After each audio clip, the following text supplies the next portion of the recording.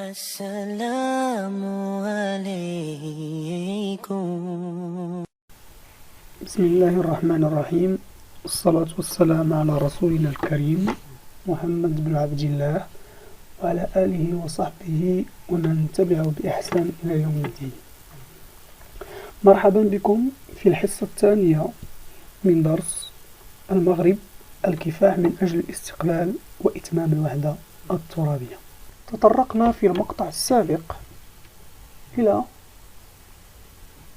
مراحل الاحتلال العسكري الفرنسي والإسباني للمغرب، مما سيؤدي إلى المقاومة المسلحة للغزو الاستعماري الفرنسي والإسباني كرد فعل من طرف المغاربة على هذا الاحتلال، إلا أن المستعمر تمكن من القضاء على هذه المقاومات في بداية الثلاثينيات، مما سيدفع المغاربة إلى التفكير في نوع آخر من المقاومة، وهو المقاومة السياسية، أي الحركة الوطنية المغربية. سنتطرق في المقطع التعلمي الثاني لتطورات الحركة الوطنية المغربية في مرحلتي المطالبة بالإصلاحات والمطالبة بالاستقلال. النشاط الأول، الحركة الوطنية المغربية خلال مرحلة المطالبة بالإصلاحات. سنقرأ النص التالي ونجيب عن الأسئلة التالية قصد تعريف الحركة الوطنية. من يحصرها أي الحركة الوطنية في الحركة السياسية المنظمة الواعية بخطتها الرامية إلى إحباط برنامج الاستعمار الإدماجي، يحدد بدايتها بيوم 16 ماي 3900 ميلادية تاريخ المظاهرات الشعبية المعادية لصدور الظهير البربري. لكن من الواضح أن تلك المظاهرات الصاخبة التي تردد صداها في سائر العالم الإسلامي تدل على أن الجماهير المغربية متشبتة بوحدة الوطن وسيادة الشرع وسلطة الملك، فلا يمكن أن تكون سلوكا عفويا وليد ظروف عابرة. قبل الإجابة عن الأسئلة سنقف عند تعريف الظهير البربري. فالظهير البربري هو مرسوم قانون أصدرته السلطات الاستعمارية الفرنسية بتاريخ 16 ماي 1930 ميلادية، قرر استثناء القبائل الأمازيغية من القضاء المغربي الإسلامي وإخضاعها للعرف أو المحاكم الفرنسية، وكان الهدف منه ضرب وحدة الشعب المغربي. السؤال الأول، حدد طبيعة هذه الحركة الوطنية. فطبيعة هذه الحركة حسب النص هي حركة سياسية. السؤال الثاني، استخرج تاريخ ظهورها. التاريخ هو 16 ماي، والحدث التاريخي الذي شكل منطلقا لها حسب النص هو صدور الظهير البربري. أبرز هدفها. هدف هذه الحركة حسب النص هو إحباط برنامج الاستعمار الإدماجي. إذا انطلاقا من هذه الإجابات يمكن تركيب تعريف مقتضب للحركة الوطنية، فنقول الحركة الوطنية هي حركة سياسية مغربية أسست سنة 1930 ميلادية بهدف إحباط برنامج الاستعمار الإدماجي. سنلاحظ هذه الخطط ونحدد موضوعها وإطارها الزمني.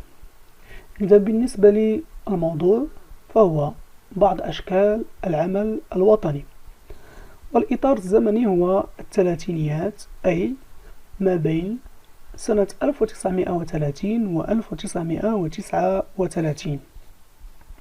هذه الخطط تبرز لنا أشكال العمل الوطني خلال الثلاثينيات، والتي يظهر أنها متعددة، فمنها العمل الصحفي كإصدار مجلة المغرب بباريس، وصحيفة عمل الشعب بفاس، وصحيفة الريف بتطوان، والعمل الحزبي كتأسيس كتلة العمل الوطني وحزب الإصلاح الوطني وحزب الوحدة المغربية، والعمل الجمعوي عبر تكوين جمعيات رياضية وكشفية وثقافية وتنظيم عروض مسرحية وطنية، وتأسيس مدارس حرة لتلقين الثقافة العربية الإسلامية وتاريخ المغرب، والقيام بمظاهرات وتوزيع مناشر، والاحتفال لأول مرة بعيد العرش سنة 1933، ومقاطعة البضائع الفرنسية والدعوة إلى ارتداء اللباس الوطني. سنقرأ النص التالي ونجيب عن السؤالين الآتيين. قام منظم عمل الشعب بتكوين كتلة العمل الوطني وأعدوا ميثاقا أسموه برنامج الإصلاحات في 1 دجنبر 34 و900 وألف ميلادية، المتميز بلهجته المعتدلة. لم يعترض على نظام الحماية، وطالب الحكومة الفرنسية باحترام روح ومنطوق معاهدة فاس، وذلك بإلغاء كل إدارة مباشرة والحفاظ على الوحدة الإدارية والقضائية لمجموع التراب المغربي، ومساهمة المغاربة في ممارسة السلطة في مختلف فروع الإدارة. وقد قدم هذا البرنامج في آن واحد للمخزن والإقامة العامة بالرباط وللحكومة الفرنسية، غير أنه لم يؤخذ بالحسبان نهائيا. قبل الشروع في الإجابة عن السؤالين سنعرج على تعريف كتلة العمل الوطني. كتلة العمل الوطني هو أول حزب سياسي مغربي ظهر سنة 1933، أسسه الشباب المثقف المتخرج من التعليم التقليدي مثل علال الفاسي، والتعليم العصري مثل محمد بن الحسن الوزاني وأحمد بن لافريش، ثم انقسموا ليكونوا حزبين هما الحزب الوطني بزعامة علال الفاسي الذي تحول إلى حزب الاستقلال سنة 1943، والحركة الوطنية برئاسة محمد بن الحسن الوزاني التي أصبحت سنة 1946 تحمل اسم حزب الشورى والاستقلال. إذا السؤال الأول: استخرج المطالب الإصلاحية التي تقدمت بها كتلة العمل الوطني. إذا هذه المطالب هي: المطلب الأول هو احترام روح ومنطوق معاهدة فاس أي معاهدة الحماية. المطلب الثاني: الحفاظ على الوحدة الإدارية والقضائية لمجموع التراب المغربي. المطلب الثالث: مساهمة المغاربة في ممارسة السلطة في مختلف فروع الإدارة. السؤال الثاني: بين أين يتجلى الطابع المعتدل والإصلاحي لهذا المطلب. إذن يتجلى الطابع المعتدل والإصلاحي لهذه المطالب في كونها لم تعترض على نظام الحماية.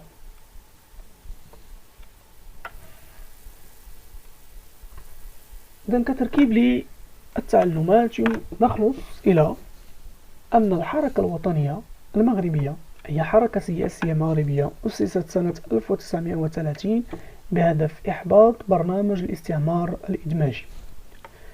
اتخذ العمل الوطني خلال الثلاثينيات أشكالا عديدة، منها العمل الصحفي، العمل الحزبي، العمل الجمعوي، تأسيس المدارس الحرة، المظاهرات، توزيع المناشر، مقاطعة البضائع الفرنسية، الدعوة إلى ارتداء اللباس الوطني، والاحتفال لأول مرة بعيد العرش سنة 1933.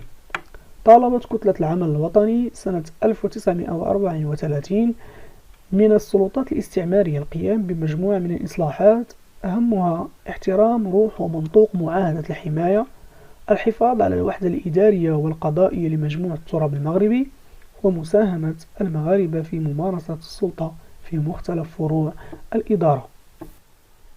النشاط الثاني: تحول الحركة الوطنية المغربية من مرحلة المطالبة بالإصلاحات إلى المطالبة بالاستقلال. إذا في النشاط السابق تعرفنا على كون الحركة الوطنية قدمت برنامجا للإصلاحات للسلطات الاستعمارية، إلا أن هذه الأخيرة لم تأخذه بالحسبان.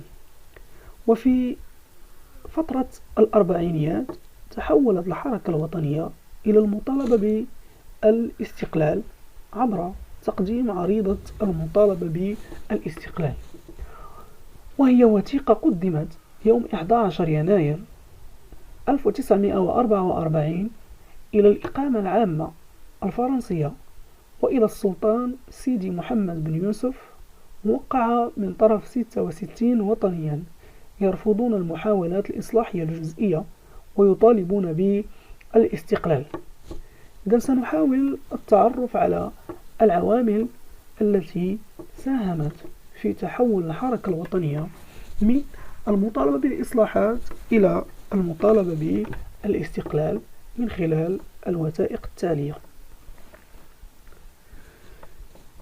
إذا لدينا الوثيقة الأولى. من بين العوامل دخول فرنسا الحرب العالمية الثانية سنة 1939 وتعرضها للاحتلال الألماني في سنة 1940. وفي سنة 41 900 صدر الميثاق الأطلنطي. سنحاول تعريف هذا الميثاق. الميثاق الأطلنطي هو ميثاق أصدره الرئيس الأمريكي روزفلت والبريطاني تشرشل سنة 41 900 ميلادية، ونص على الاعتراف بحق الشعوب في تقرير مصيرها. في نوفمبر 1942 إنزال القوات الأمريكية في المغرب. وفي يناير 1943 تم عقد لقاء أنفا.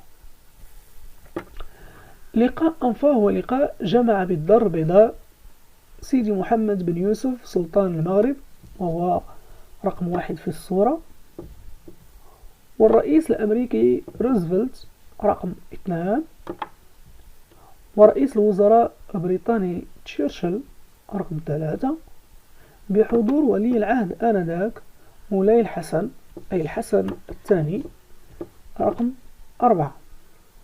تلقى فيه سلطان المغرب وعودا من الرئيس الأمريكي بدعم استقلال المغرب ووحدته. وفي دجنبر 1943 تم تأسيس حزب الاستقلال. سنحاول استخراج باقي الأسباب من الوثيقة التالية.